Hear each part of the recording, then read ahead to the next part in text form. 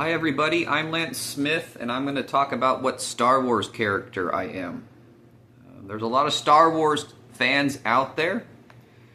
What Star Wars character would you be? Myself, I would be Jango Fett. What a story I have. At 36 years old, I'm deciding that I am Jango Fett. I originally felt like Yoda, then I felt more like Anakin Skywalker, and now I'm positive I'd be Jango Fett. Completely positive. So, I'm 36. As I went through life, when I would talk about Star Wars to people, I've noticed that I've never met anyone who enjoys talking about Jango Fett. I really don't get the picture. They don't seem to mind talking about all the other characters, but talking about Jango Fett with anybody is a touchy subject. When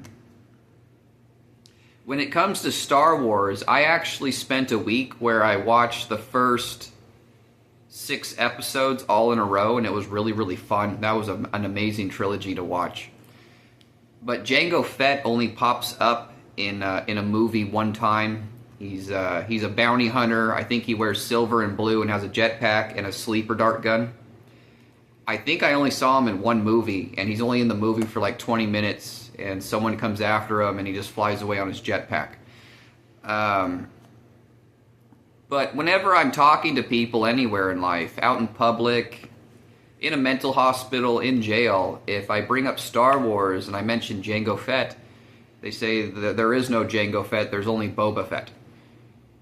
They don't like the word Jango Fett. I don't understand why that is. But anyways, I knew a little bit about Yoda. I knew a lot about Anakin Skywalker and how he became Darth Vader and how he came back to the Jedi Force.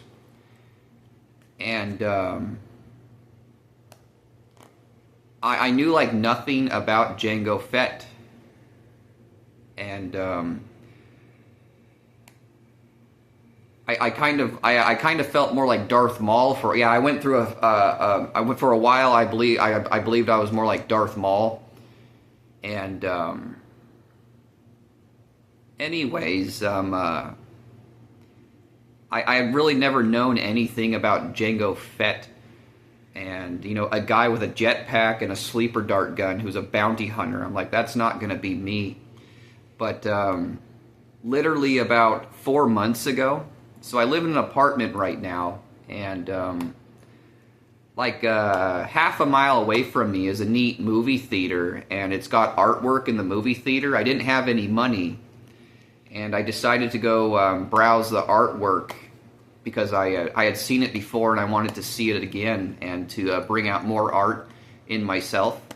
So I go to the movie theater, and I'm looking at all this giant artwork in the movie theater in my own neighborhood, and it's a small movie theater, and there was a young man who's selling the tickets for movie theaters. He goes, "What are you doing?" I was like, "I'm just looking at artwork." He says, "Cool, yeah, have fun," And I was like, and there was this poster behind him in the booth that I liked that had like 50 movies on it.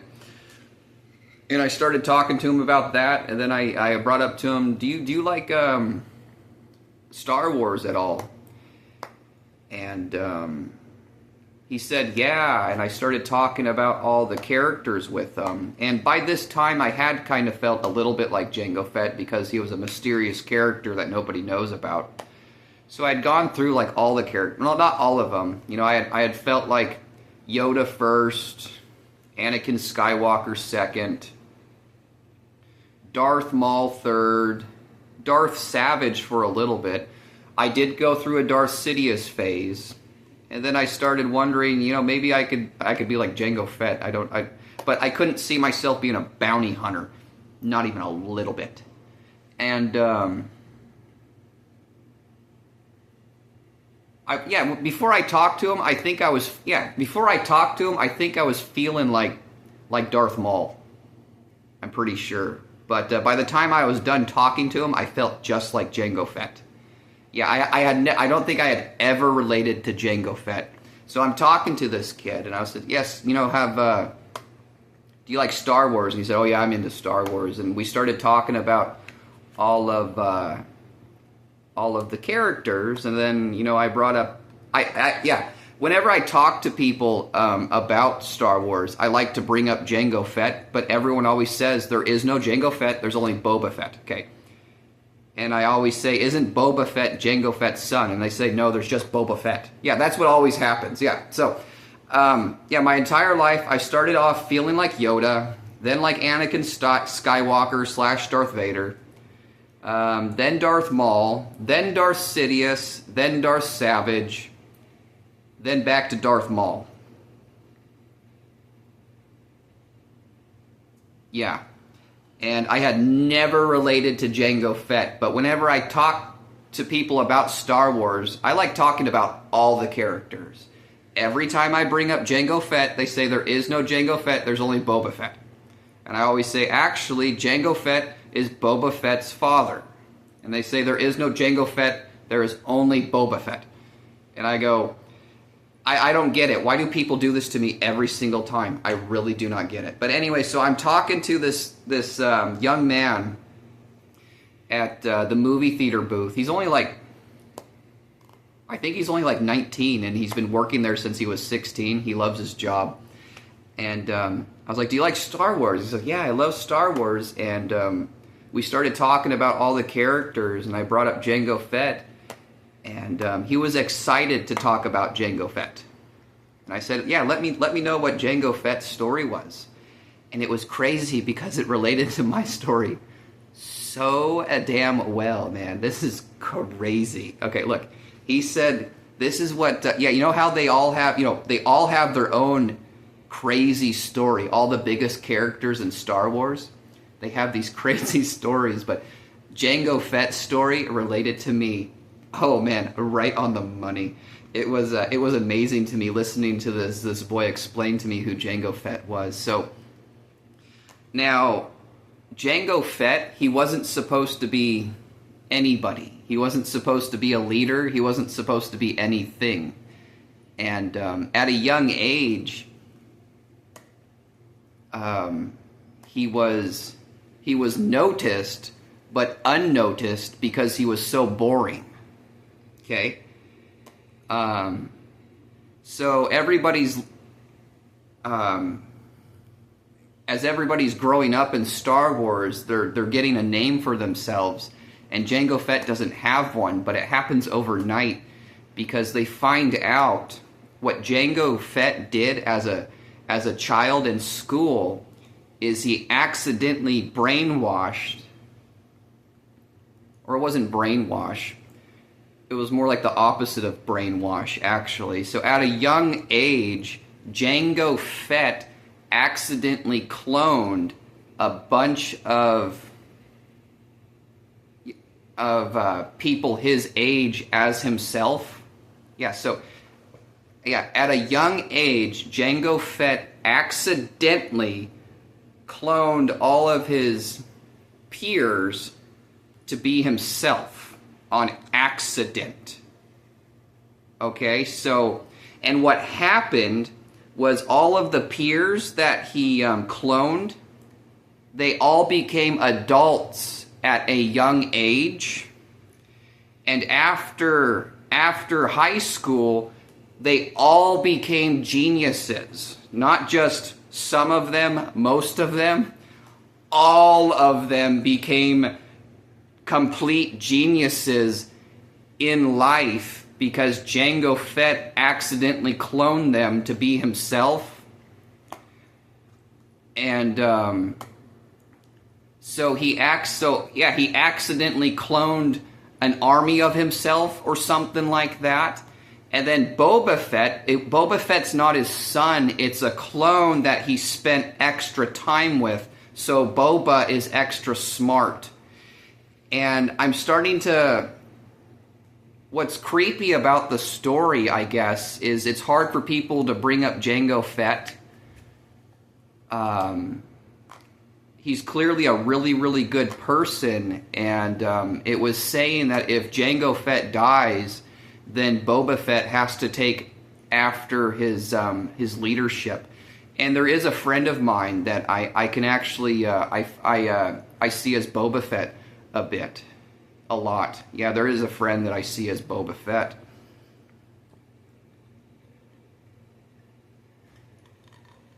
But yes, it was amazing starting in elementary school.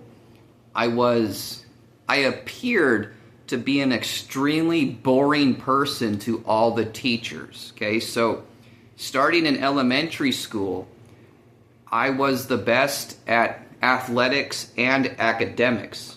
If not the best, the top 10%. And if I won it, if you went out to the playground with me, the objective was to beat Lance out on the playground, whatever he was doing. I played all the sports, and if you found me, the objective was to beat me, and it was extremely fun to beat me, and it was extremely fun to lose to me. So if you beat me, that means you're extremely athletic, and if you didn't beat me, I'm a really good sport. I didn't shut you down. Yeah, do you see? Yeah, I was really fun to lose to. I wasn't someone who pooped on you at all. So recess was extremely exciting. If you went to school with me, everyone went off and did their own things. But if you ran into me, playing chicken or playing kickball or soccer or football, okay, the objective is to be better than Lance, and kids often were better than me, and it was a huge celebration. That means you're extremely athletic. There was a hottest girl in elementary school, and she knew me as the tetherball champ. That may sound silly, but it meant something to the kids at a young age. If you beat Lance, it's a celebration. If you lose to Lance, it doesn't. He doesn't crap on you at all. So everybody had too much fun during recess, and I never got excited about it. I was boring about the situation. Well, not boring, but I don't know how to explain it. I was in the celebration with everybody. I wasn't gloating. I was celebrating with everybody. So it was a very boring experience for the teachers. And it was 20 times boring in academics, I tell you what. So I did a lot of genius stuff, but I never became a leader in school. At least it didn't appear I was. Okay? So, starting in middle school, and my academics would have dramatically shown way more, but I had a hand injury, so I wasn't able to read or write very well, but I always studied and tried my hardest wherever I was. So, again, at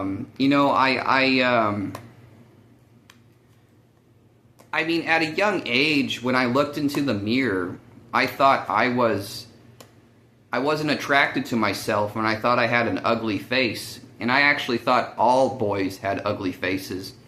And I always wanted to have a girl's face. And nobody ever told me that I was attractive. So I always, I didn't ever know if I was attractive to anybody at all. In fact, other kids called me ugly a lot, so I thought I was ugly to everybody. Because that's all everyone ever told me. So I don't know if I stuck out as an attractive student to the teachers and my peers, but I'm starting to realize I actually did. And I think that's one reason why they thought I was so boring and a nobody, because I don't act attractive, I don't act like a leader, I don't act smart, I don't act academic, I'm very, very focused and humble. Focused, humble. Yeah, very, very extremely focused. What else was I? Obedient. Very focused. Yeah, extremely focused and obedient. Okay, so the most academic and athletic person is focused and obedient, and he doesn't gloat his achievements at all, not even a little bit. So to the teachers, I am just boring. But it was leadership that the teachers did not see. So because this smart athletic person is being focused and obedient in school, it caused 4,000 kids to want to be obedient and focused in school, okay? And if they all were, it reflected on all of them. It spread like weeds in a garden, okay? The kids got into doing good in school. And that was another thing, to be in my classroom. All the kids tried. It didn't matter if you were getting an A+ or a 0% F. The person getting the 0% F was trying as hard as they could. They were trying to understand. They were trying to do it. Which is why after high school, even the kids who get 0% Fs and drop out, they became geniuses as well. Because when they were in school, they were being focused and obedient. Yeah, so I mean, like starting in middle school, I walk in, I'm someone who was extremely passionate about being dressed cool. I wasn't into being dressed pretty. I wasn't into being dressed strong or sexy. I was into being dressed cool every single day. I did my best to be dressed cool. I didn't have a lot of money. I didn't have a lot of clothes. My parents were jerks and abusive, and I don't like to explain my childhood with my parents, but it was hard for me to get clothes. But my parents would take me to the mall and say you're only allowed to go to Macy's. My parents should be giving me money and saying go to the mall with your friends, but they would take me to the mall and say you're not allowed to shop with your friends. You can go to Macy's and you're allowed to spend $40. Go shop for 1 hour. Okay, so I would go shop for 1 hour, and I would shop as hard as I could to find the coolest shirts and jeans and pants that I could, Yeah, my parents wouldn't let me shop at the mall by myself or with friends. It was terrible. But anyways, I was super passionate about looking cool and clean. So I came to school every day dressed extremely cool and extremely clean, and I was very focused and obedient, and it reflected all of my peers. They all wanted. Look. That's something about my peers. My clones. If you were in the class with me, like a teacher would say something like, I'm trying to think. It's amazing because I always had a ton of common sense. So if you're in a classroom with me, the teacher's trying to explain something and she or he pauses for a minute and says, does anybody have a question? There's often times where my mind has this really simple question that most kids don't think to ask. And I'll raise my hand, and it's a really, really, really simple question, often about, I don't understand because of this reason. And then you ask the question. Everyone in the class can hear you ask it. And when the teacher, it's a simple question, and the teacher says, good question, Lance, and the answer is this, the whole class goes, oh, that makes sense. So if I wouldn't have asked that one question, nobody would have understood. Now, because I'm asking these little questions, when kids go into different classes, they're now asking little questions, and it's reaching out to everybody. Do you guys see what I'm saying? Again, it's growing out like weeds. Everybody's being focused and obedient because there's this attractive, cool-looking, clean kid who's extremely boring, but he stays focused and obedient in school, so everybody's being focused and obedient in school, and that doesn't happen all the time. It's a very rare thing where an entire school is trying to learn stuff. But yeah, I mean, and there's also situations where, I mean, teachers would try to explain something like, you know, like maybe like in high school. And again, I was known as a cool loser because I never had a girlfriend. I never went on a date. I did hang out with girls and talk to girls, but I never had an official girlfriend. Never went out on an official date. And but everybody loved me for being so cool and clean and what else am I? Cool, clean, understanding. I was called cool a lot. Cool loser.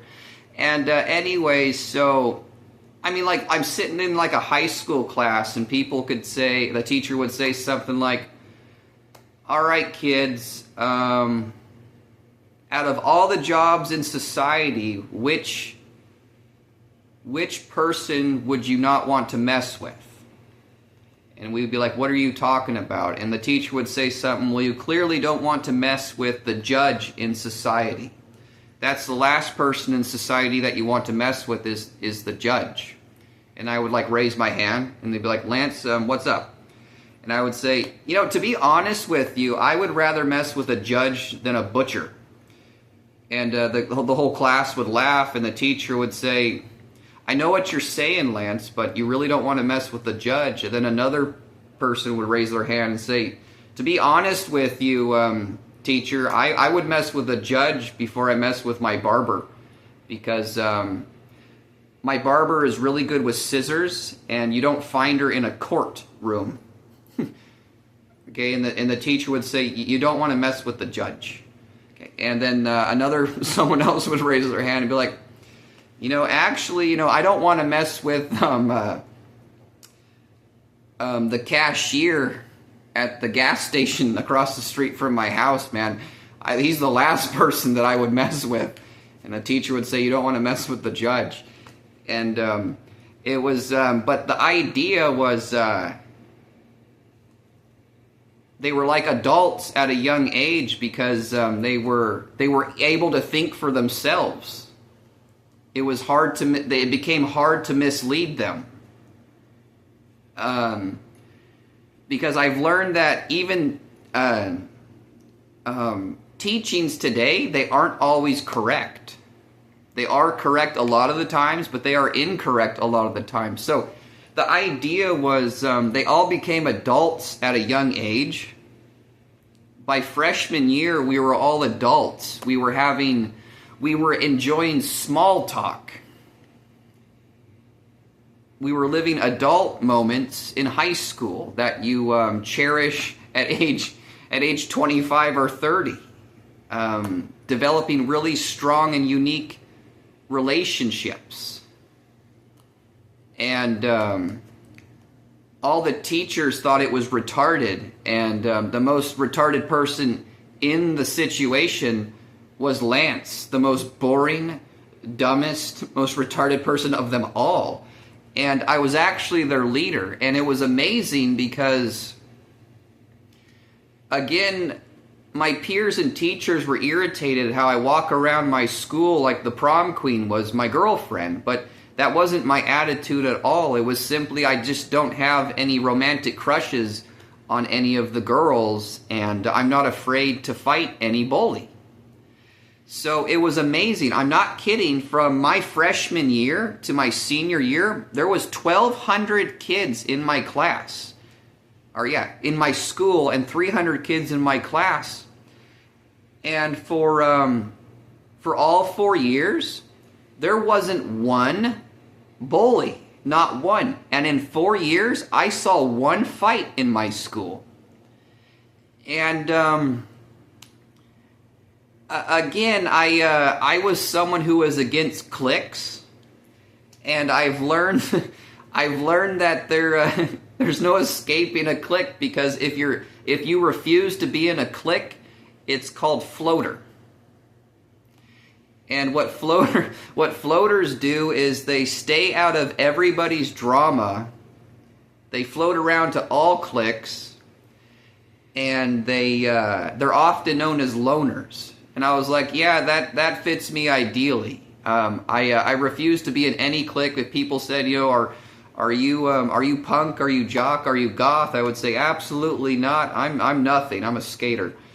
If anything, you can call me a skater, but I'm not in any clique, and I'm never going to be, and that's actually called floater. But anyway, so it was interesting because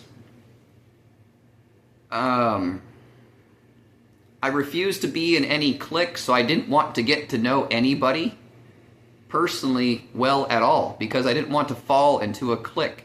So I got to know everybody a little bit. Like all 300 people. More like all 150 boys and then like 20 girls. So yeah, that's about how it was. Like I got to know like 10 hot girls and 10 nerdy girls and then like 150 boys. And I was a cool loser to all the girls and just a cool guy to all the boys. So I floated around to all cliques, all of them. Okay, the nerds, the jocks, punks, goths, everywhere. And it was really funny because you come to school and there's a spot where the cool kids like to stand, and then everywhere else trickles around. When I would come to school in the morning, I would keep myself calm and say, where do I want to stand today? Everyone calls me a cool loser, at least the girls do. It's kind of like, well, today I'll go stand by the cool people. And I would talk to all the cool people, and the cool girls would tell me hello. And I would say, hi, how are you doing today? And other mornings, I would go into the cafeteria and just see who was hanging out at the tables. Other mornings, I would go into the library and hang out with the nerds because they're really easy to make laugh, and that was a lot of fun. Other times, when I'm waiting for school to start, I would actually walk the grounds, and I would walk the hallways, and see if I can run into hot girls, and see if I could run into friends. It was a different experience every single morning. So I looking back on my past, people are saying this cool loser walks around like the prom queen's his girlfriend, and that wasn't the case. It was I didn't have a romantic crush on anybody because I was the only virgin, and I literally wasn't afraid to fight any bully. Like I lost fear of fighting anybody at I'm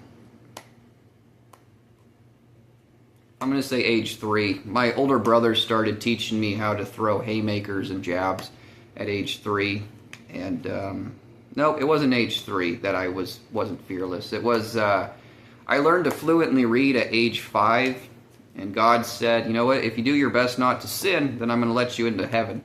So I told myself if I die, then I'm going to go to heaven, so I wasn't afraid to fight anything at age 5. Okay, like anything. There was no man that I was afraid of. There was no wild animal, okay? Because if I fight my hardest and I die, okay, I'm going to go to heaven. So I was someone who lived with zero fear in my life until age 22. There was no fear in my life. I swear, when it came to like extreme sports, wrestling boys, boxing boys with gloves, by age 22, man, I had outdone Evel Knievel in injuries because I just wasn't afraid to just crash and go to heaven. I was always healing from an injury. But yeah, by age 22, I became terrified of backup, guns, and knives. Just completely terrified. I wasn't afraid of a one-on-one fight. I was afraid of a one-on-two fight, a one-on-three fight, a one-on-four fight, a one-on-five fight. I got into a one-on-eight fight in Spokane against 8 big black buff gangsters, and I wound up in the hospital, rushed to the hospital in a neck brace with 2 black eyes and a bloody nose and a bloody lip. And they gave me a shot of morphine, and they took a CAT scan, and the doctor says, "Okay, Lance, your entire body is bruised on the inside from head to toe. Okay, nothing is broken, but your entire body is bruised." He said, "I tell you what, you're going to be okay, but it's going to hurt to walk for a few months." And he left, and I'm laying there after getting jumped by 8 gangsters. It's actually a really, it is a funny story, but not funny at the same time. But anyways, so I'm sitting I just got jumped by 8 gangsters because I tried to beat them all up at the same time because of something stupid that happened. It wasn't the gangster's fault. It wasn't my fault. It was a gangster girl that hated me. And you know what? That may have not even been the situation. It might have been a stupid misunderstanding. Anyway, so I'm in the hospital after being beat up and stomped by gangsters. And I just got taken a shot of morphine and a CAT scan. And I'm laying in the bed, and it's been about, after the CAT scan and the shot of morphine, it's been about 20 minutes, and I'm laying there. I'm just like, okay, my bus ride, I was staying at a motel in Spokane, and I was taking the Greyhound bus back to my city the next day, and I'm laying there thinking to myself, okay, I need to get to my bus by 11 a.m. I think I'll just spend the night in the hospital and take a taxi to my bus in the mornings. But 20 minutes after my CAT scan and my shot of morphine, a nurse comes in, and I'm laying there with 2 black eyes and a bloody nose and a bloody lip, and my whole body is bruised. Oh, and yeah, my wrist was twisted and hard to come back. And I'm sitting there just like, good Lord, man, thank God for that morphine shot. And a woman nurse comes in and says, "Hey, you know, look, I know you you just went through something really bad, but the emergency room is filled with people. If possible, could you are you able to stand up and go home right now, because we need to get your because we have people that we need to help." So I was staying in a motel. I don't have a car. My arms twisted, 2 black eyes, and I'm laying there, and I was like, "There's people out in the emergency room that need help," and she goes, "Yes." Okay, and I was like, "You know what? Yeah, I can get up and get this bed free." So they helped me up, and I'm standing there. I'm just like, "Oh, good Lord, I got 3 months of this." So I walked out the door, and I pull out my phone barely, you know, and I'm like, my wrist is all sprained, and I dial the phone, and a taxi gave me a ride back to my motel, and I got on the bus with 2 black eyes and took the bus back to my city, and then it took 3 months for it to heal. And I was staying at a men's shelter. I was super upset with the men at the men's shelter, because I walk in with 2 black eyes and I show them the paperwork of my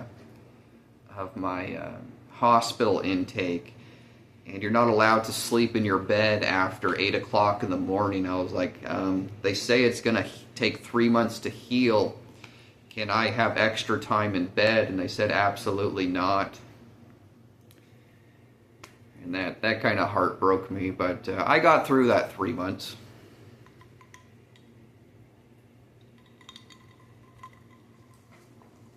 But anyways, back to Jango Fett. Yeah, so in high school, I was just leading off that I wasn't afraid to fight any bully, and I was a cool, understanding person, focused and obedient, and it rubbed off on all my peers. And they were all there was no fighting for 4 years, so everybody was able to live in serenity.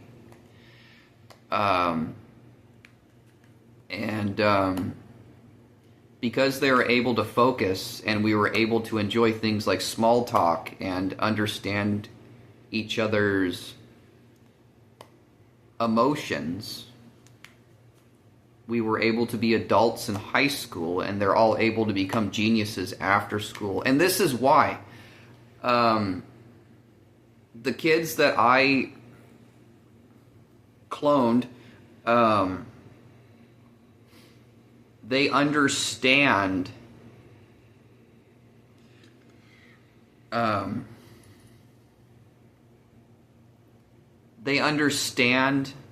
the importance of their own job. They understand their own mind. So if they're able to understand their own mind, they're able to understand the minds of others and be geniuses in life to create a good life for themselves, because they enjoy how important their own job is, rather than giving respect to the person who is labeled the most important. So they don't focus on that, and they focus on themselves, and that's it. Most people don't understand how to do that until they're adults, but they started to understand that by age 14. And a thought just slipped my mind. Wait for it to come back.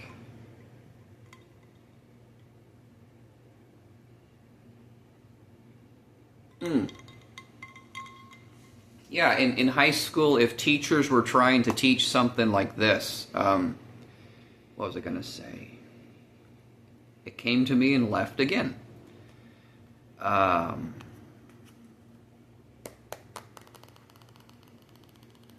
What was it? What was I going to say?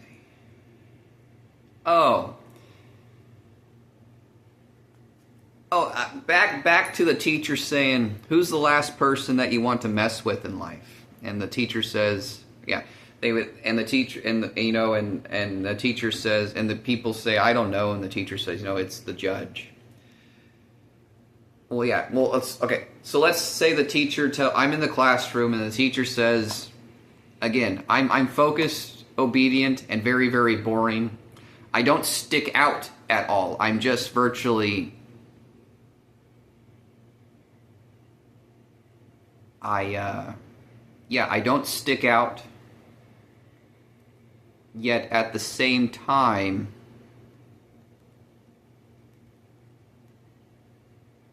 I was crucial in bringing out obedience and being able to focus in everybody else.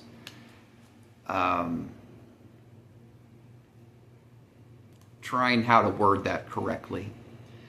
But anyways, yeah. So the teacher asks. I'm in the classroom, and the teachers ask. And a teacher asks, "So who would the last person that you want to mess with in society be?" And I would raise my hand and say, and they would say, "Lance, what do you have to say?" And I would say, "To be honest with you, teacher, I wouldn't want to mess with anyone in society." Yeah, I can't think of one person. I say, it would be smartest not to mess with anyone. Yeah, I can't think of one person that I think it would be best to not mess with anyone. and the teacher would kind of be like, "What did you just say?" And the kids could all hear me say that, and they would take that in. But that's a really simple concept, but nobody thinks of that concept. You see what I'm saying? Like, your teacher says, you don't want to mess with judges and doctors, but you can get away with messing with cashiers at Walmart. It takes me to have a small voice that says, to be honest with you, I think it's smartest to not mess with anybody. Okay, and that is actually the truth, and they would all take that in and go, and their minds would say, I actually agree with that. Okay, and then now it's lunchtime, and they all heard we shouldn't mess with anybody, so we have adult respect for each other in high school. I was doing that every single day starting in kindergarten. Okay, I was having that effect on all of my peers, kindergarten through 12th grade. So after high school, they were acting as adults, freshmen year, and they were all ahead of the curve. And by age 19, it didn't matter if they were dropouts, 0% Fs or A pluses. They had focused so hard in school that their minds were really, really far ahead of everybody their age. You see what I'm saying? So by now, they're all holding their minds together, and they're complete geniuses. It doesn't matter if they're only making $20,000 a year. They understand the importance of their own job and how to benefit themselves and how to not mess with anybody in society, and that is complete genius. Do you guys get that? Jango Fett. See? Yes, so Jango Fett, he wasn't supposed to be anything. He was just a boring, attractive, cool-looking person who was very silent, but he accidentally cloned all of his peers to be just like him. What does that mean? Be intelligent. Try to choose a smart choice every time. Don't be careless in life, because you're trying to build a good life for your future. You're trying to build a good future, and sometimes it takes a long time to understand that. Learn from your mistakes. Don't cover your mistakes up. Don't what am I trying to say?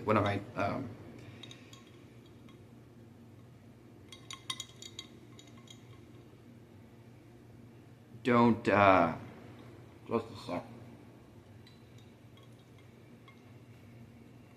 Sometimes when people make mistakes, if you make a bad enough mistake, rather than accepting you made the mistake, you want people to give you honor for making the mistake. That's what my clones are so good at. I made a mistake. Yeah, that was wrong. You're right.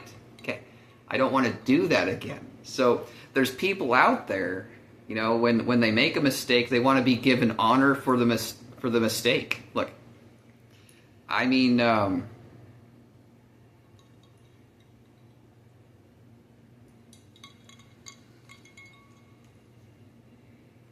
leadership. I've lived my life not wanting any leadership as much as possible. So I've told myself, if I have this mindset, then everybody has this mindset.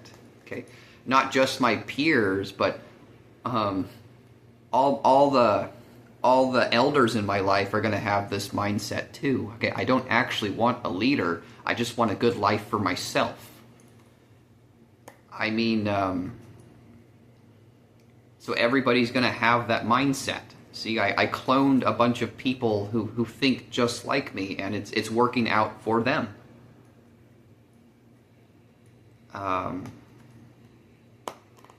So let's talk about Star Wars some more. It's really, really funny. They say that Darth Sidious only fears one person in the galactical Star Wars universe, and it is Jango Fett, the bounty hunter. Okay, so I am the last person that anybody thought would become a bounty hunter, but I am extremely smart.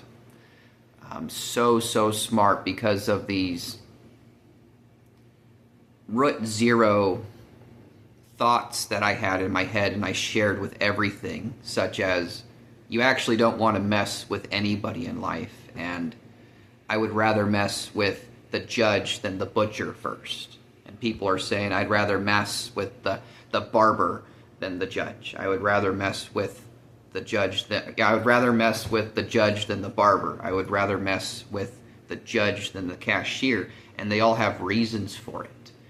But now Darth Sidious from Star Wars. Now all these leader Star Wars characters, most of them are fearless, and you know, they have their battles, but they're still fearless. They have their battles coming, and they're still fearless. Now Darth Sidious is more fearless than anybody, but at the same time, he dramatically fears one person, and it is Jango Fett, the bounty hunter. And Darth Sidious represents a court judge. Okay? I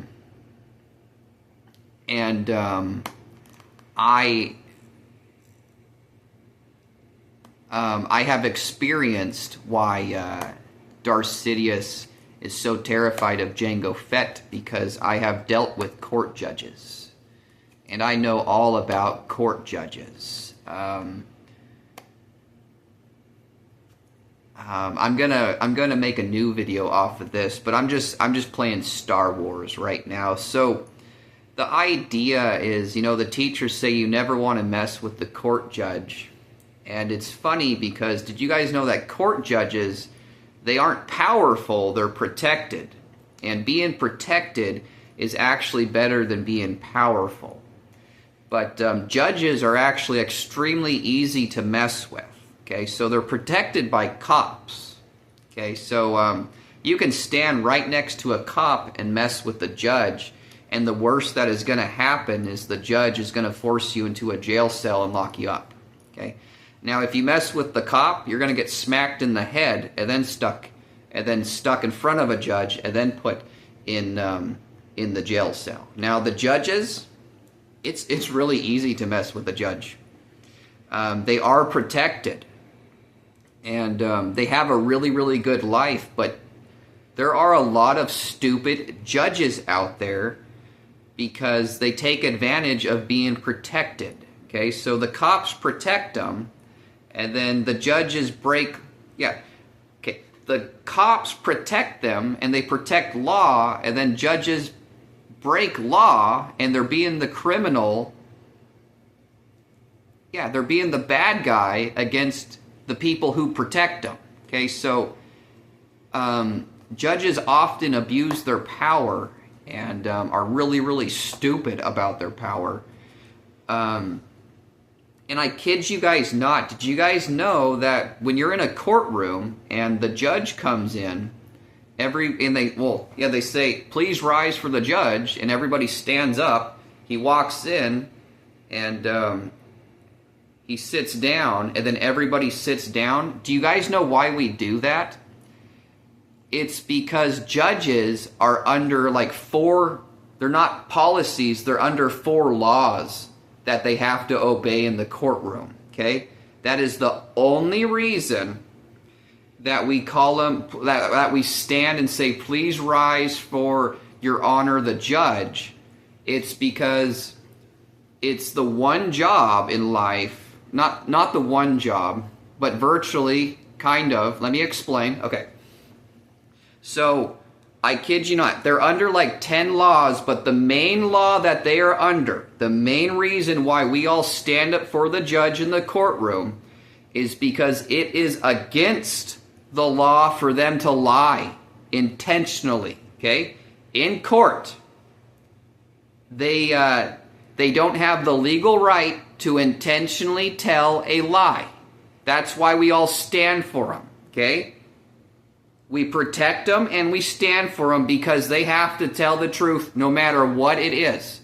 If they intentionally tell the smallest little lie, they have to go sit in jail for a minimum of 24 hours.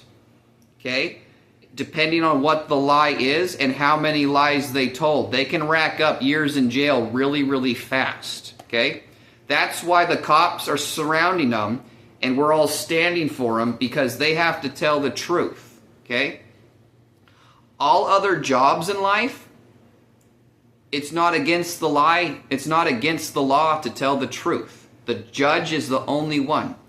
When it comes to like a doctor report, a judge can lie to you in person, but when they give a medical signed document, they have to tell the truth in that, or that is a broken law that comes with jail. So if you go into the courtroom and the judge lies to the entire court intentionally, that's called judicial misconduct, and the cops have the power to put them in handcuffs and stick them in the jail cell.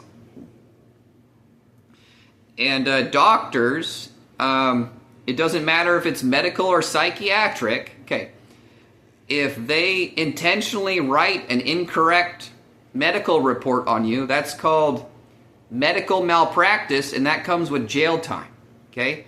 So I'm one of the biggest victims of judicial misconduct and medical malpractice there is. It's just an endless butt crack of judicial misconduct and medical malpractice on me. Oh yeah, there's judges that have lied about me in court so much that they rack themselves up damn well near life in prison. If not, they reached life in prison. I'm debating. I'm trying to keep this clean and not mention any names except for who Boba Fett is. But yeah, I don't. Yeah, I'm trying to keep this video peaceful for myself and others. So I don't feel like throwing any names out there right now. But anyways, yes. So judges, they have a great job. They have an easy job. Okay. It's not hard to be a judge. So the idea is, you know, again, I'm going to make a more intense video on this judge situation later, but I'm keeping this more Star Wars. So, again, Darth Sidious represents, let's say, the most powerful judge in the galactical universe. And okay, let me talk about the word judge. Okay, it's an average job. It doesn't have any extreme power to it, but the human mind is easily brainwashed by the word judge. It's not any powerful than any other job title. The mind is just brainwashed by it. You guys see what I'm saying? The mind fears the judge. The mind is brainwashed by the judge. But the judge isn't someone to be overpowered by. It's not someone to be feared by either. So if everybody listens better in court, we can all talk over the judge when he needs to be talked over. He's virtually a clerk with powers of his job title. You guys see what I'm saying? He's virtually just a clerk. A cashier sitting there, okay? So, believe it or not, yeah, he walks in, he has 10 laws that he has to obey, and he also has 10 powers in his job title, just like everybody else. This is why Darth Sidious fears Jango Fett, because I unbrainwash people.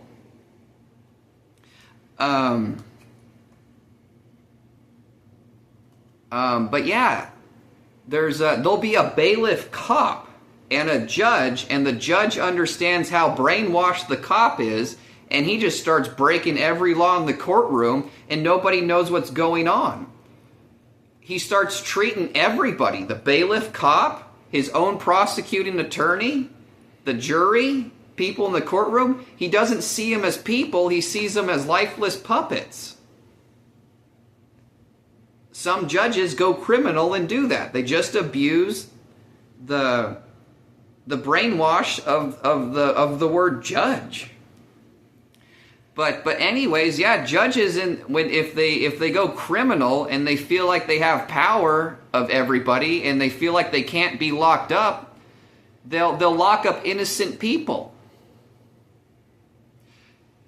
And the next thing you know, they'll find themselves forced in a situation where they lock up their own people. They start locking up innocent cops.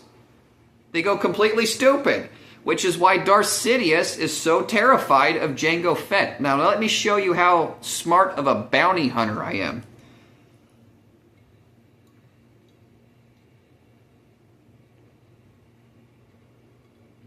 Let me tell you what it means to have a bounty on your head from Jango Fett.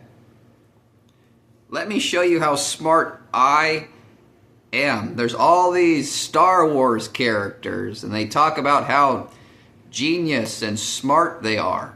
Okay, and I claim to be the Force, and this is why. Okay, if you have a bounty on your head from Jango Fett, that means that your own company, your own family, your own criminals have paid me to shoot you in the neck with a sleeper dart gun.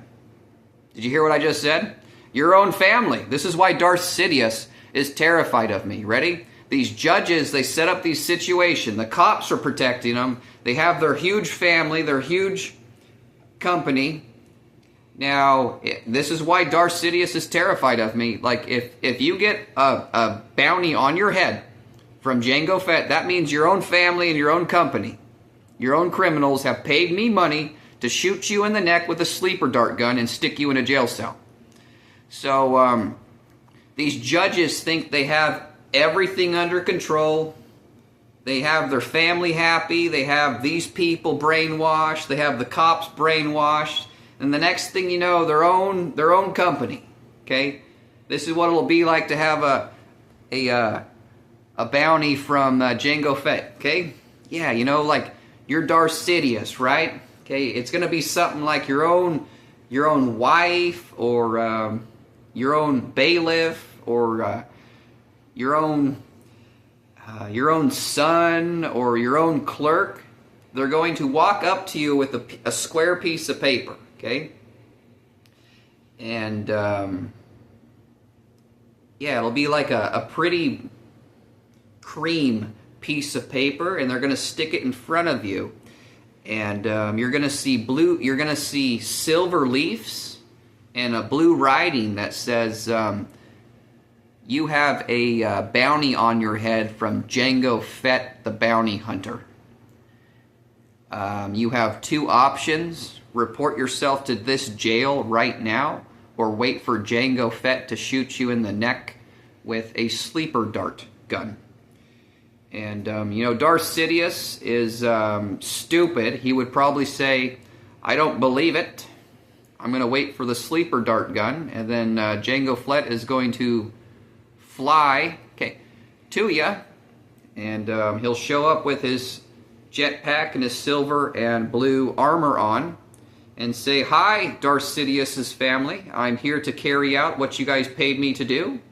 And they will all laugh their asses off as they want to watch me shoot you in the neck with a sleeper dart gun. Okay? Now, I am someone who isn't into punishment or torture myself. Again, if you break law, you need, it's actually not called, when you break law, they aren't trying to punish you, they're trying to correct you. I mean, that's something else smart about me. As humans, none of us want to be punished at all. None of us want to give punishment. So if you break a law, we're not giving you punishment, we're giving you correction, so you don't break the laws of society. So anyways, these judges, they start breaking law, and we're all protecting the judges to obey the laws the best, and then they start breaking them. Yeah, you know, people get what they deserve in life. So the idea is Jango Fett will come shoot you in the neck with a sleeper dart gun, and then, like I said, I'm not into punishment and torture. So after you fall asleep with the dart in your neck, okay, you're going to wake up in the correct jail cell, and you're probably not going to see me because I'm not into punishment or torture. You're gonna be in a jail cell, looking out a jail cell window to a large crowd of people that you pissed off from all the laws you broke. Okay, and oh yeah, like the judges say, may God have mercy on your soul, there, Judge Darth Sidious, there, Judge whoever you are. Okay. Again, I am really smart, so if you have a bounty on your head from Jango Malfat, that means your own company and family paid me to shoot you in the neck with a sleeper dart.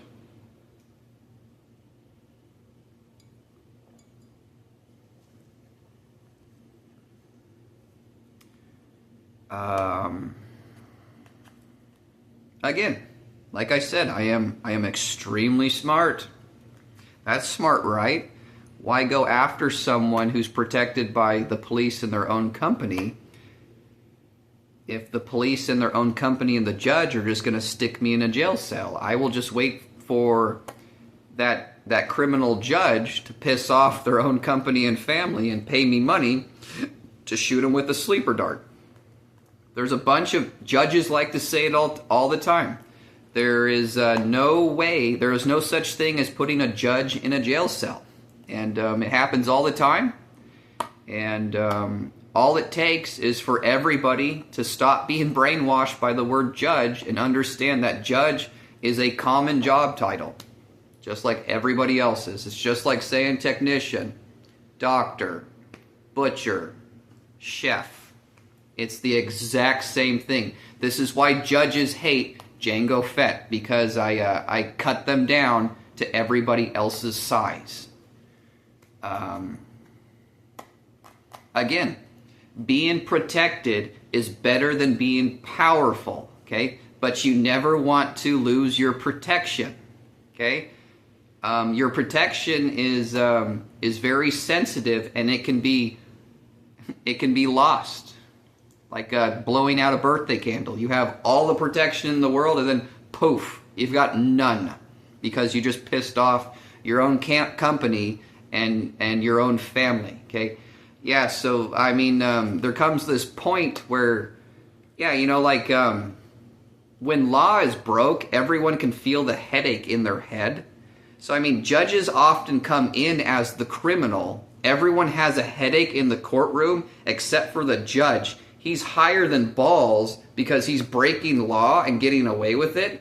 You know, he comes in and he's just like, yeah, I'm powerful, but everyone else has a headache. So what I'm trying to explain to you guys is if a judge makes his own family and company sick with a headache and he doesn't have a headache, that's when they go, oh man, let's give $50,000 to Jango Fett, or let's give $5 million to Jango Fett to just shoot him in the neck with a sleeper dart, because we want to fucking see that. He just pissed off his entire company and his entire family. Yeah, just going on this brainwashing power trip, believing that he's never going to get caught. So this is why Darth Sidious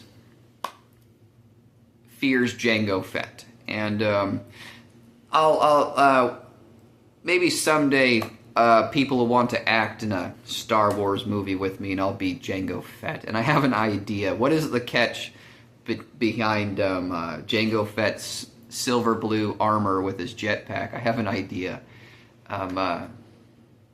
You know how Darth Sidious likes to sit there, and when people creep up on him, he shoots electricity at them? I've got an idea.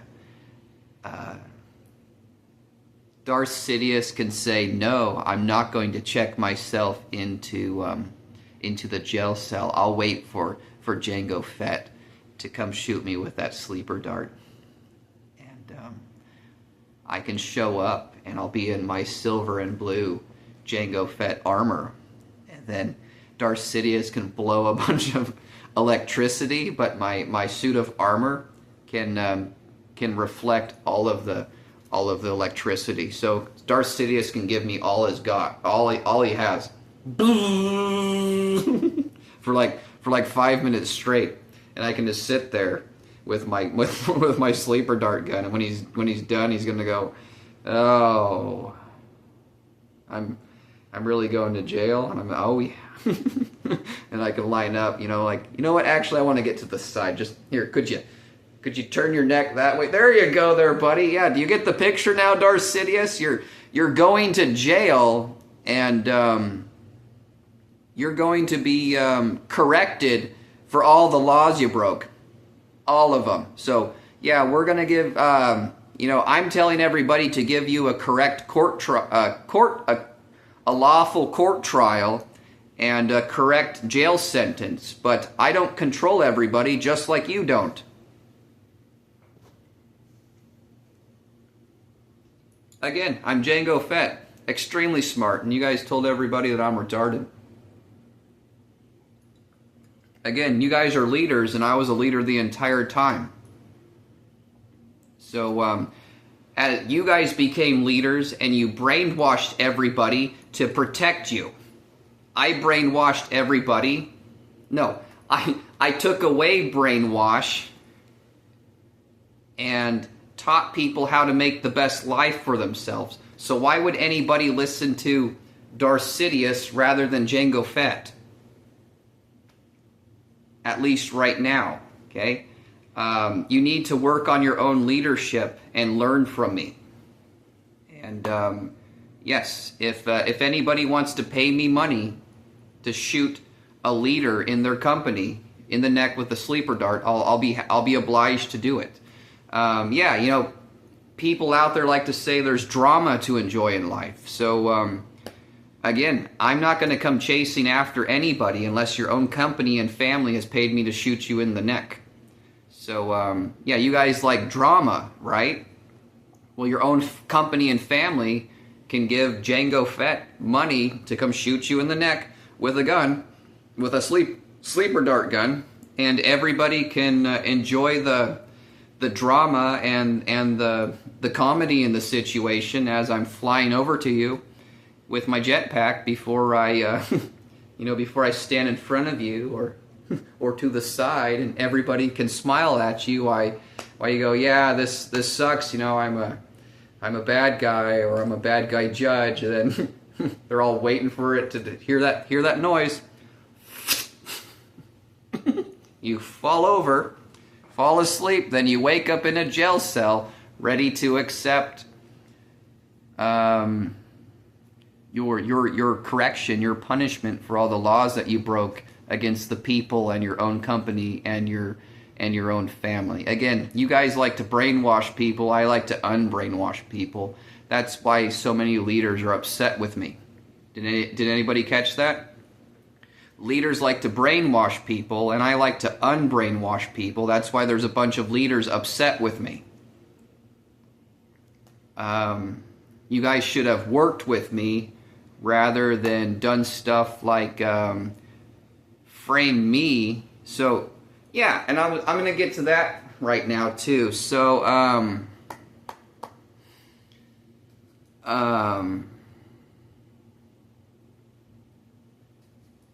what am I to my to the people that I lead? What am I to my clones? What am I to anybody? Okay, I'm what you call I'm someone who isn't able to be prideful or gloat.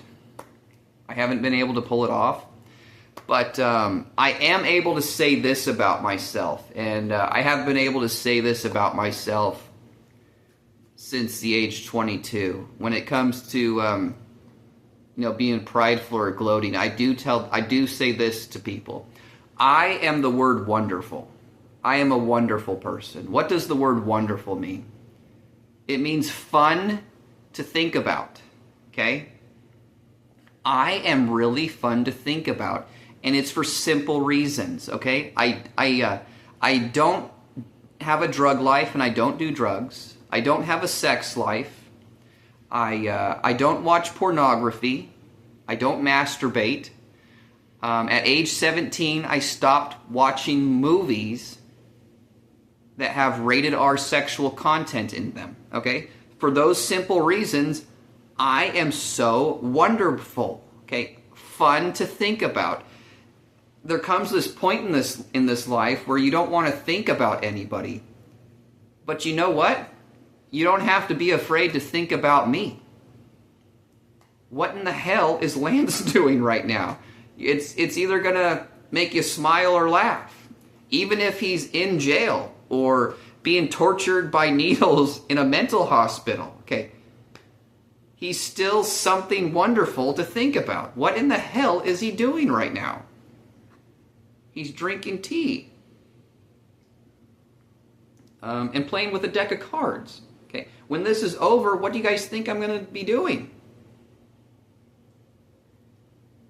I'm going to go cook some pork chops and some baked potatoes and go water my crappy garden. That's what it's like to wonder what... Yeah, a wonderful person is someone that you don't mind wondering about. If you go get into drugs and pornography, it's not fun to wonder about you anymore. If you go get into crime, it's not fun to wonder about you anymore. And if you do go get into drugs and pornography, it's not too late to be wonderful again.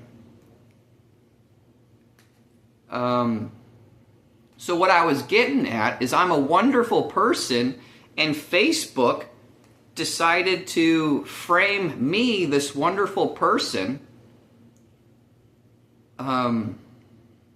yeah, you know, a virgin that has never done drugs, that has, and doesn't watch pornography, and has always obeyed law in his life, and encouraged others to do good in life.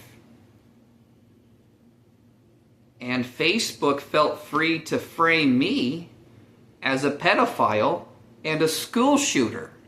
So if Facebook wants to give me money to put a bounty on the owner of Facebook right now, transfer me the money. Let's get me a sleeper dart gun, and wherever this guy is posted up, I'll walk in, shoot him in the neck with a sleeper dart gun, and he can wake up in a jail cell, and you guys can explain to him what his punishment is. This matter right now, it's not funny. It never was.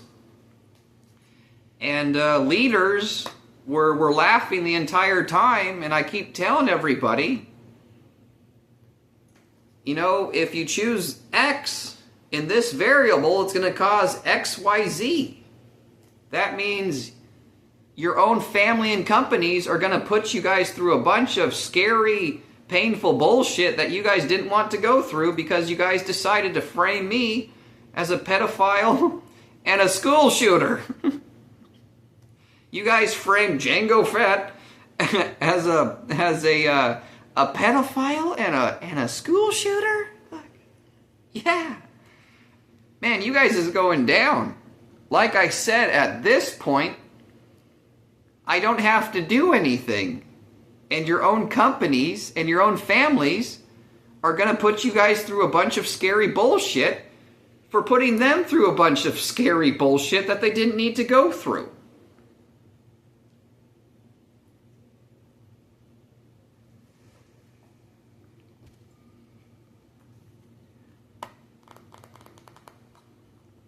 What do I say now?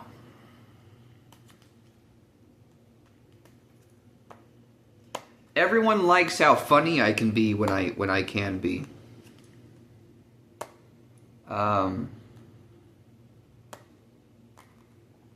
So I have a funny way to end this. But I was trying to remember something that I was going to balance and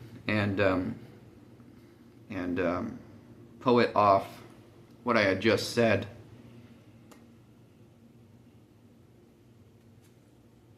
Yeah, so the idea is there's these leaders who put me through a bunch of dumb shit that I didn't need to go through, and it put their own companies and families through dumb shit that they didn't want to go through either. So I'm telling you guys, I don't have to do anything, and your own families and companies are going to put you through that scary bullshit that you put them through. And I'm not even going to be part of the situation. I'm going to be working on my own life and progressing my own life, and I'm not going to know anything about what's going on in your life. Do you guys see what I'm saying? Yeah, I'm not trying to, I'm not someone who's into punishment and torture at all. Okay, I'm trying to teach everybody how to avoid punishment and torture. And you guys aren't seeing eye to eye with me at all. And at this point, I'm done trying to see eye to eye with all of you dumb shit leaders. You can all deal with your own companies and families now. Okay. I'm not going to know anything that's going on. I'm going to keep progressing my own life. And what was I going to say off of that? Yeah, you know, I'm going to keep progressing my own life. But none of this ever had to happen.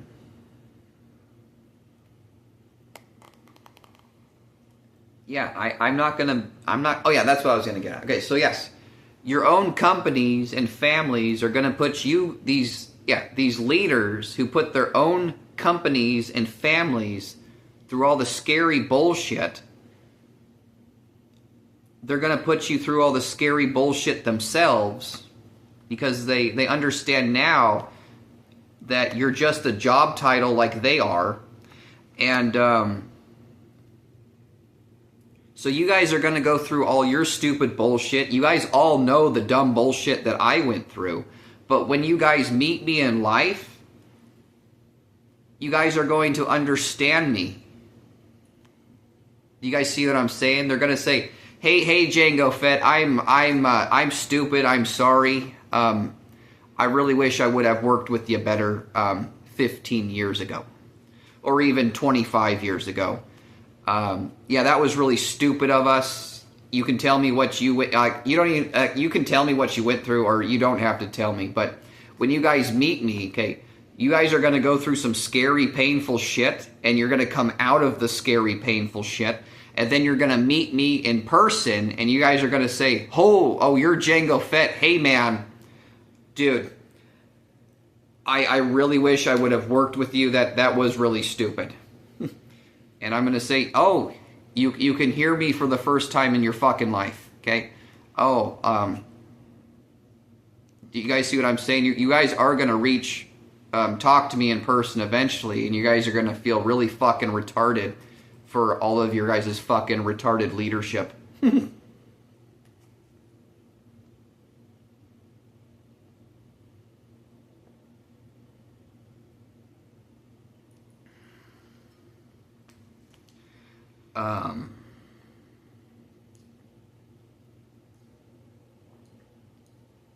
your guys' retarded leadership. What was I gonna... Yeah, eventually you guys are gonna meet me. But yeah, what I'm saying is, you guys didn't have to put me through all the bullshit that you guys put me through for the last 15 years. You guys didn't have to put me through all the bullshit you guys did for the last 25 years. Let's just go back 15 years ago. Yeah, you guys didn't have to put me through fucking anything. You guys could have met me in person or contacted me by phone and taken me seriously. But at this point, I'm going to go cook a pork chop and a baked potato, okay, while your own companies and families, okay, are going to do some crazy-ass shit to you guys. I don't know. What are you guys going to do to them? Yeah. Oh, You guys can, yeah. You guys can be injected with Zyprexa needles that you don't need that make you fat. And, oh, you can go sleep outside in the fucking snow. In a t-shirt. You'll make it through. You're gonna be okay, yeah.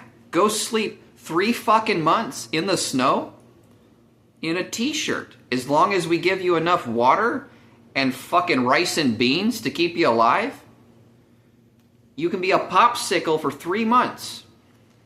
And after that, you're going to unthaw, and then you're going to say, "Hi, Jango Fett. Holy shit, man, I am fucking stupid. Okay, I should have been giving you hot chocolate. Oh, I should have been giving you a goddamn motel room and hot chocolate rather than tell everybody to fuck you over and make you sleep outside in the goddamn snow." See? You guys can hear me now, right? Look, it was funny.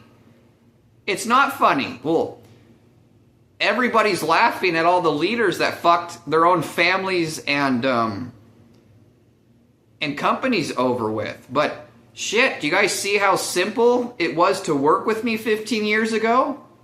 And then you guys told everybody that, here, it's funny to fuck people over in every possible fucking way and steal their money, and you know, we're all trying to enjoy life the best we can. You know, we're trying to have family dinners and dinners alone and get good sleep and enjoy restaurants and movie theaters and romance. And you guys are going, here, stab him with needles, frame him as a pedophile and a school shooter, take all of his money, fuck over his social media, make him sleep outside in the snow. Okay, where are you guys going with this? So your own families and companies are going to do all that dumb shit that you just did to me and to them.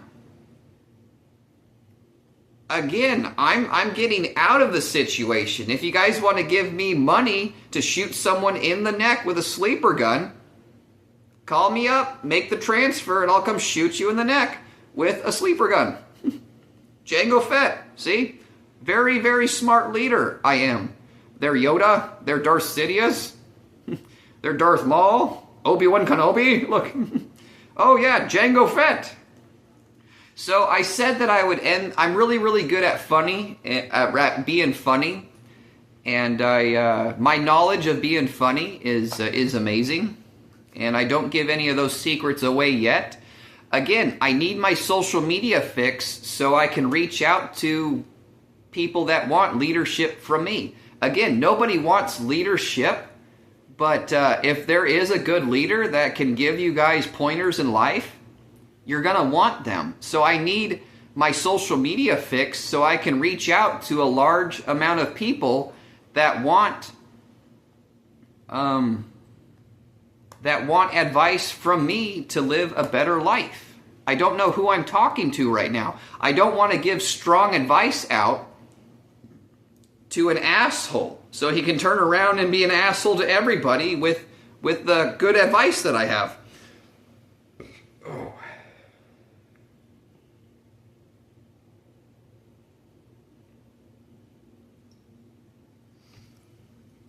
All right, so 2 things, a cool thing and a funny thing.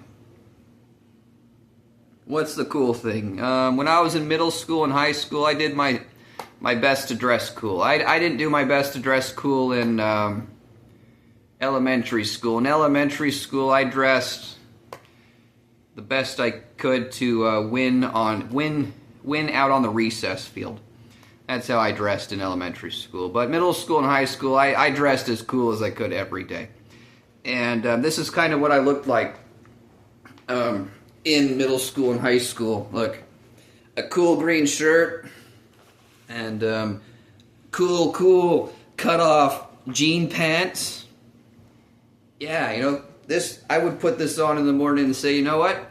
I feel cool, and I would go to school, and I would be focused and obedient. And 4 years of high school, not one bully, one school fight. Jango Fett. leader of all the people that he cloned. And understanding, you know, in life, I don't want to talk about that right now. I'm going to get off that situation. But anyways, everybody that I cloned,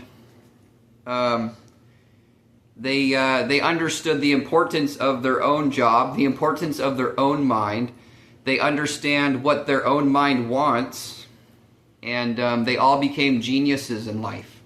So everybody makes mistakes, and you don't want to glorify your mistakes. You want to let your mind say, that was a mistake, now how do I make my life and future better?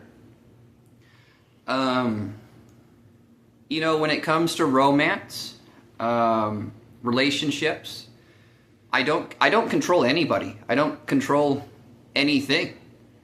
I try to control my own life the best I can, and everybody does. And when it comes to romance, you want to find one person that you can be loyal to, and they be loyal back to you. Okay?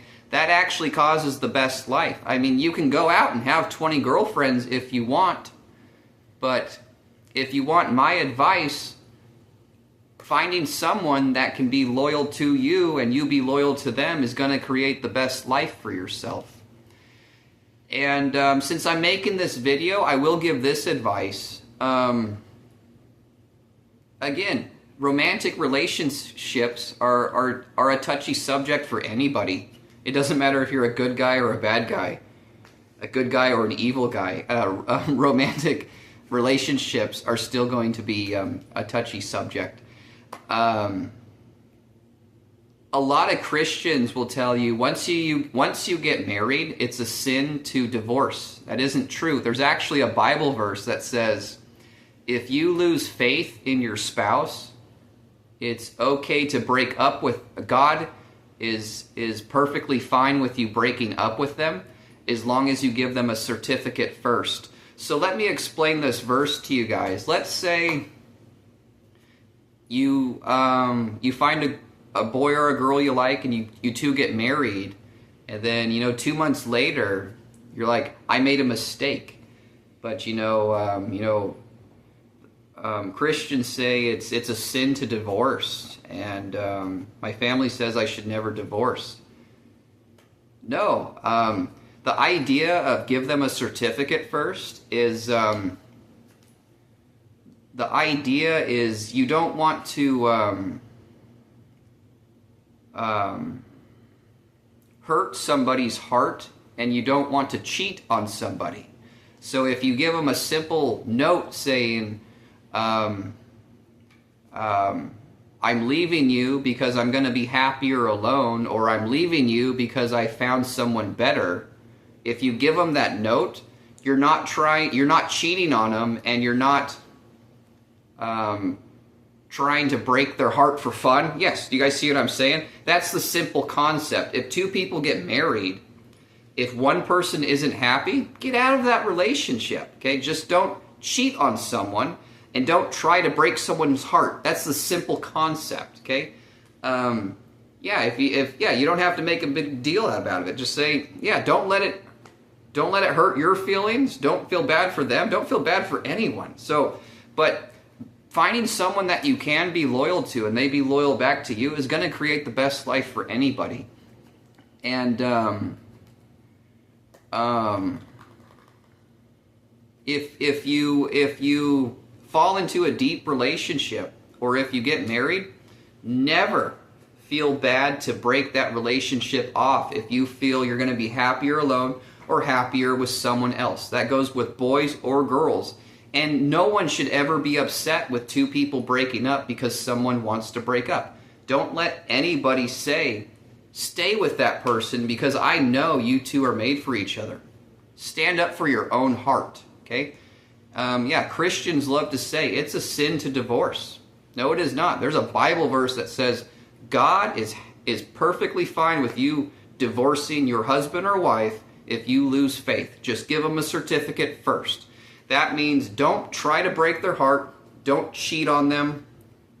That's it. Okay, you're not trying. There's relationships where people are married, and then you get cheated on for 1 year without knowing it, don't ever do that, okay? You're trying to make a good life for yourself, and that is ruining your life. So everybody's trying to find romantic loyalty with one person, and if you choose the wrong person, don't be afraid to break up immediately. Just don't try to cheat on someone, don't try to break somebody's heart.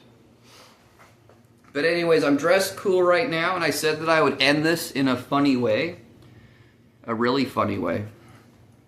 Do you think I'm going to be able to make you guys all laugh? I think I've pulled through quite a few times. Oh yeah, this is going to be funny.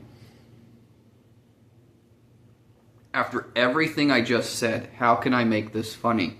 And that's when that's when I'm a comedic genius, right, everybody? Everything I just said, and I can make everybody laugh right now.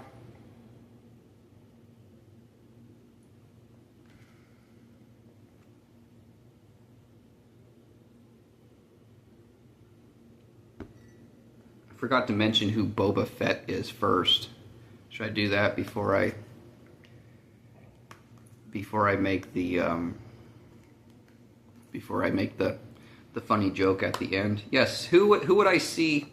Again, Jango Fett cloned a bunch of people to be himself, and they were adults by age 14. And they all became geniuses in life. So I'm 36 now, so I cloned a bunch of people to be human geniuses, because they became geniuses, and they're able to rub off on other people to be geniuses too. So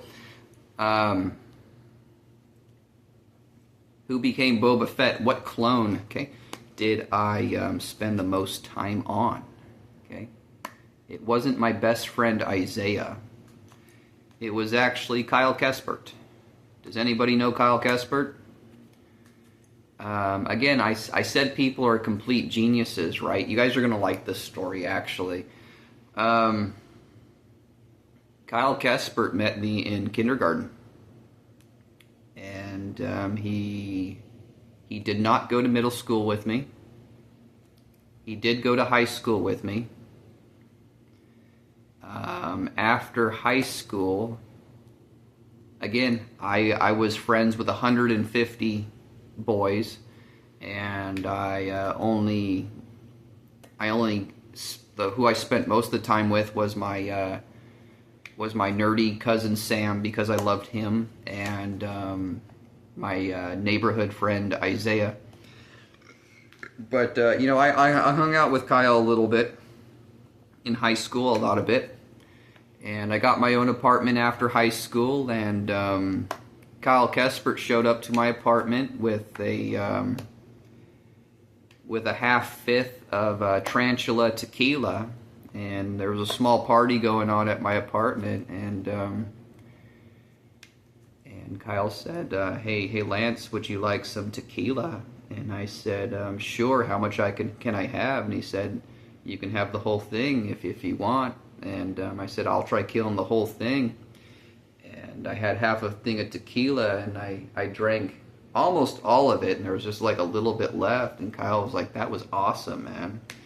And we talked for a bit, and everyone else partied. And before Kyle left, he goes, hey Lance, I really like your apartment, and this was actually a good time. Can I come back tomorrow and just hang out? I said, yeah, that would be really, really cool. And he came back over, and after that, he came back. He came over every day for a year. There was like 10 friends that came over every day for a year. Eventually, I bought a drum set, and I maxed out my credit card that I never paid again. Bought a drum set, and Kyle brought over his giant speakers and his electric guitar, and me and Kyle started practicing drums and guitar. We had our own two-person band that we now call Enjoy the Moment.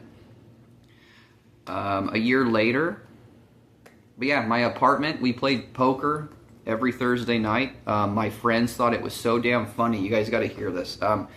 In my apartment, it was on the upper level, had a balcony with a couch on it that we could smoke cigarettes outside. But every Thursday, I had the apartment with my older brother. But every Thursday, I told my friends that we're allowed to smoke cigarettes inside for poker night.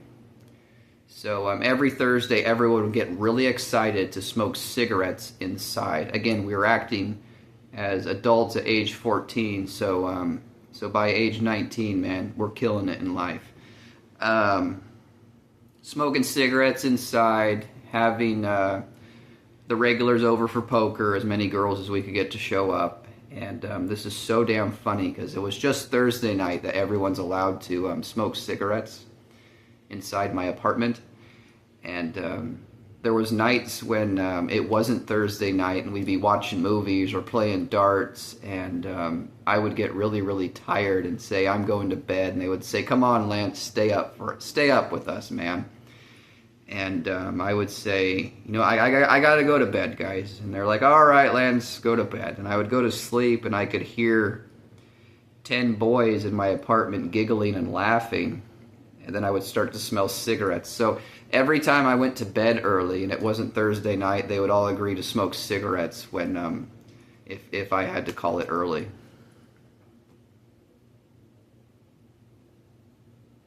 They would laugh really hard about it too. I would come back out and be like, you guys are smoking cigarettes. They were like, Lance, you went to bed. This is the price you pay if you go to sleep, man.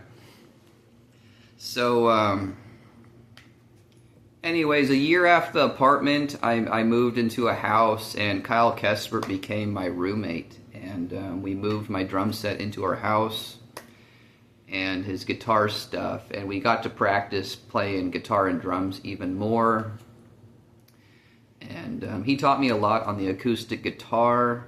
And Kyle Kespert had a recording thing. And it actually, there's probably if he still has the recording thing, there's recordings of me and Kyle Kespert playing a little bit of drums and guitar together, but we actually used to record quite a bit of me playing acoustic guitar while he plays electric guitar.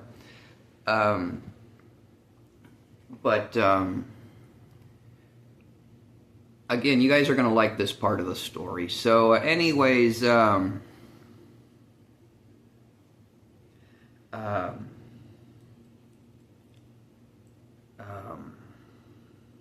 when I play the acoustic guitar, okay, when two people play together, they can play off of each other. I can't do that. When someone starts playing a rhythm or a scale, I can't do anything. But I am a genius. I only know there's like 500 chords on the guitar. I only know like 5 of them, but I am a complete genius, like Tom Petty is, at making a rhythm. Okay, so if you're hanging out with me and I have an acoustic guitar, I'll tell you, here, be patient with me. Give me like 10 minutes to 45 minutes, okay? And I'm extremely good at strumming and these 5, using my 5 chords that I know to find new rhythms. So I'll tell you, give me like 20 minutes, just leave me alone for 20 minutes, and they'll say, okay. And then eventually I'll be like, okay, I found one, okay? I find new rhythms all the time. So I'll start playing, and then they're like, okay, oh, this feels good, and then you can play off of it. So me and Kyle did that. We recorded it a couple times. It was amazing. I remember one that I found, and then Kyle's like, I think I got something, and then I have this really peaceful rhythm, and then Kyle Kespert just starts going diddle-in-it, diddle-in-it, diddle-in-it, down-out, diddle-in-it, diddle-in-it, diddle-in-it, down-out, diddle-in-out, diddle-in-it, diddle-in-it, down-out, diddle-in-out, diddle-in-out, diddle-in-it, down-out. And we decided to record that one, and Kyle goes, yeah, what made me want to play this was a Led Zeppelin riff that I learned. So I played it like this, but backwards. And it's really neat. When it comes to acoustic guitar, I used to go practice in a music shop, and I start practicing rhythms, and sometimes people walk in and they they hear my rhythm and they start picking off of it. So when it comes to rhythms that you can play off, I'm a complete genius at it. You just have to be patient with me to find one.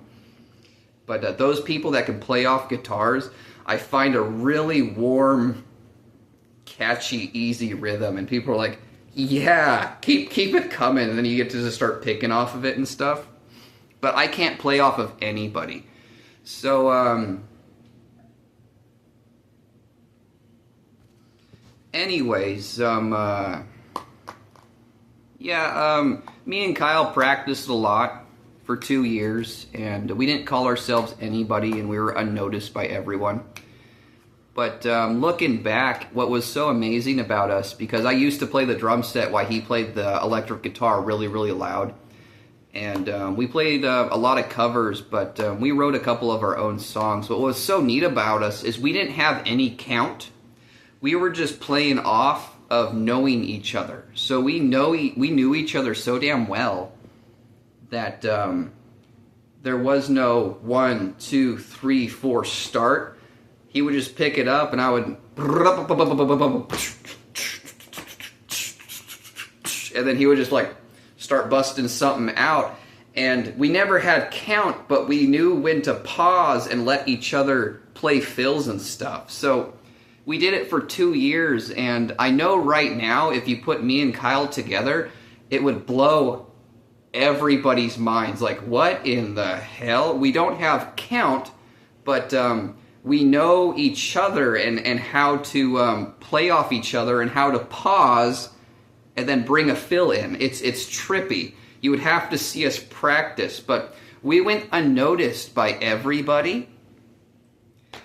And but this is what's so cool about this story, how I'm telling that the clones in my life became complete geniuses.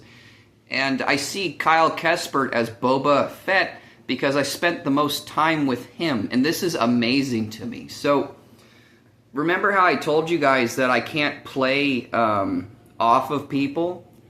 I got to talk to Kyle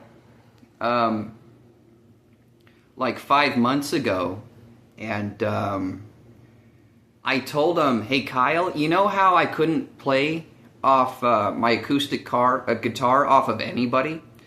And I can only do it with drums sometimes. Sometimes I can play drums off your guitar, other times I can't find a beat. But I told Kyle, when it comes to writing lyrics, it's a different story, okay? If you have a guitar and you can play a riff for me and I listen to it very, very carefully, I can write lyrics really, really, really fast. And I told Kyle, you know, me and you, we go together like Robert Plant and Jimmy Page from Led Zeppelin, because he can write Led Zeppelin lyrics, or he can play some really, really amazing Led Zeppelin riffs, but new ones. So I told him, man, look, we could put a new Led Zeppelin band together and call ourselves something like Party at the Moon Towers, because I mean, just me and Kyle together, we like to call ourselves Enjoy the Moment. We don't know if we want to let anybody in on that in that 2-person band. But I told Kyle, you know, drop the drum set and put my acoustic guitar away. When it comes to writing lyrics, it's a different story. Okay, I can write lyrics off of any guitar piece. Okay, like when I thought at age 22 after my concussion, I thought I was Kurt Cobain. That's when I started writing lyrics, and then I got the guitar. And it doesn't matter if I'm picking or strumming really, really fast. I can write lyrics extremely quick. But this is amazing. So I'm trying to show you guys how genius Boba Fett actually is. So, you know, I blew his mind with, you know, you can be Jimmy Page if you want, but he's actually married, and he has 2 or 3 kids, and he has a very average job. So I offered him this life of being a famous rock star with me. Okay, he could load up his family and friends and travel to me, and he could live that famous millionaire rock star life, and he could hold that, and he could support his family that way. But I offered that to him, And, he told me, you know what? I'd rather do my 40-hour-a-week job and play my guitar to my wife and play video games with my kids. He's a complete genius. See, he loves his wife. He loves his kids. And he loves his free time. And everybody sees Kyle as a genius because he would rather play guitar to his wife than play guitar to a million people for a bunch of money. So he had that choice, but his mind was already so smart that he said, you know what? I want to use my time to play my guitar to my wife. That is genius. That's Boba Fett.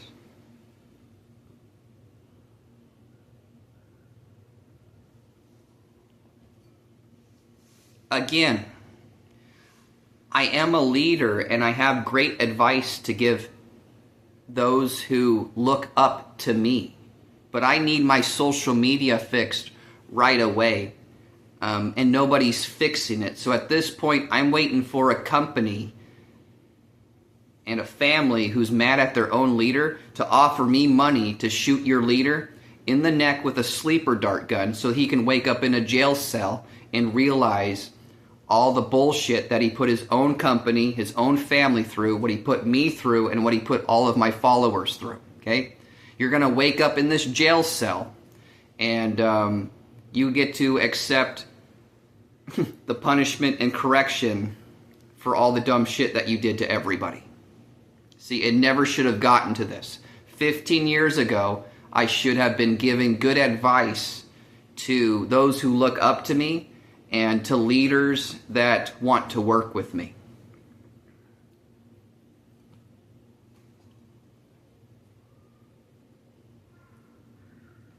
All right.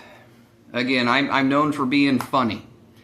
And I have intelligence in what it takes to be funny, and I would like to share that with people sometime, but I'm not giving that away right now. But I'm getting ready to do something really, really funny. Do you guys think I can pull it off? I bet you guys all bet I can. Okay. So let's say I'm Jango Fett, and I'm in my silver and blue armor. I've got my jetpack on. I've got my sleeper dart gun. I do have a lightsaber. What color is Jango Fett's lightsaber? Okay, I'm gonna do something really, really funny.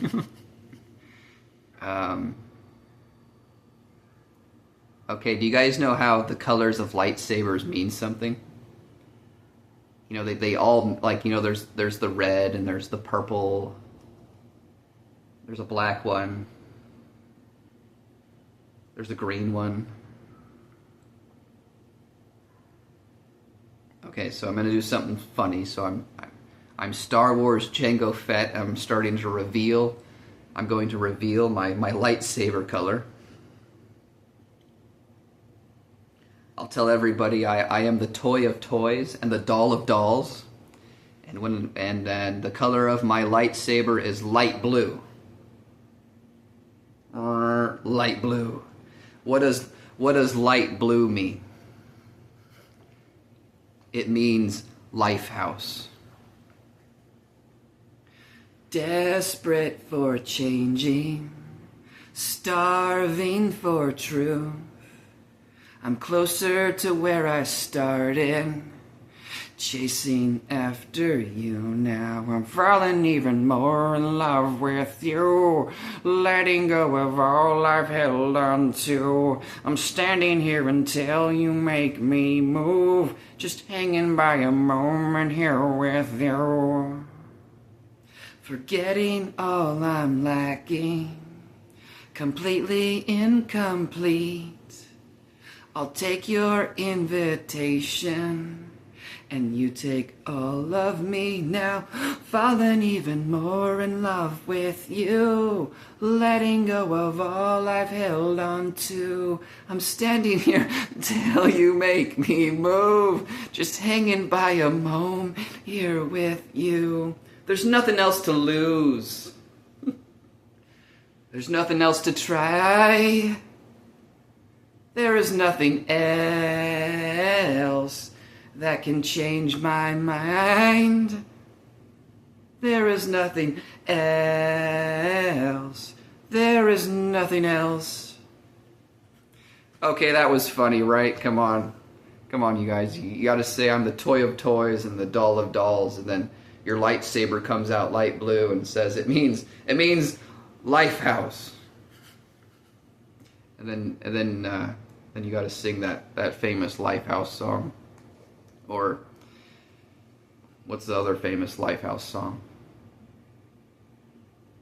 'Cause there's you and me and all other people, and with nothing to prove and nothing to do, and there's you and me and all other people, and I don't know why I can't keep my eyes off of you. But yeah, I'm trying to give guidance to everybody that I accidentally cloned because they became geniuses and they have powerful minds. I